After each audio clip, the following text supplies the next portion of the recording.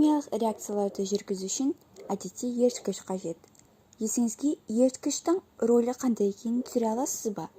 Бейнебаян тоқтатып ойланып көріңіз. Жауабыңыз дайын болғанда қайта қосыңыз.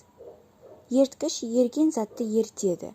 Бұл екі немесе одан да көп еритін қосылыстардың реакцияға түсіп, жаңа өнім түзуін қамтамасыз етеді дегенді білдіреді.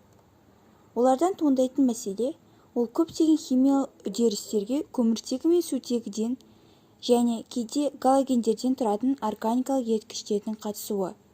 Органикалық еріткіштер әдетте мұнайдың фракциялық дистилляциясы көмегімен алынады. Ол энергияны көп мөлшерде қолданатын және парниктік газдарды бөліп шығаратын қоршаған ортаға зиянды үрдіс. Сонымен қатар, еріткіштердің өзі қоршаған ортаға зиянды. Сол себептен кәдеге жаратылуы керек. Барлық әлем химиктері жасыл химия үшін қауіпсіз еріткіштердің қажеттілігіне сенімді. Таң қаларлық көрінгенмен, химиктердің айтуы бойынша, еріткіштердің төртеуінің құрамында су мен көмірқышқыл газы қозған күйлерінде болатын ерекше түрлері бар. Бұл белгілі бір температурада аталмыш еріткіштер бір уақытта қатты, сұйық және газ бола алатындығымен білдіреді. Бұл не себепті маңызды деп толғануыңыз мүмкін.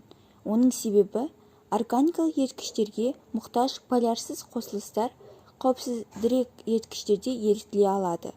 Оған қоса, көмірқышқыл газы мен су одан басқа көптеген органикалық еріткіштер сияқты жанғыш емес, әрі оларды өзге химиялық үрдістерден алу өте оңай. Атмосфераға жаһандық жылыну тудыратын көмірқышқыл газын шығарудың орнына біз оны сақтап, химиялық тазалау мен тоқыма өнеркәсіптерінде пайдалы болатын еріткіш ретінде қолданатынымызды елестетіп көріңізші.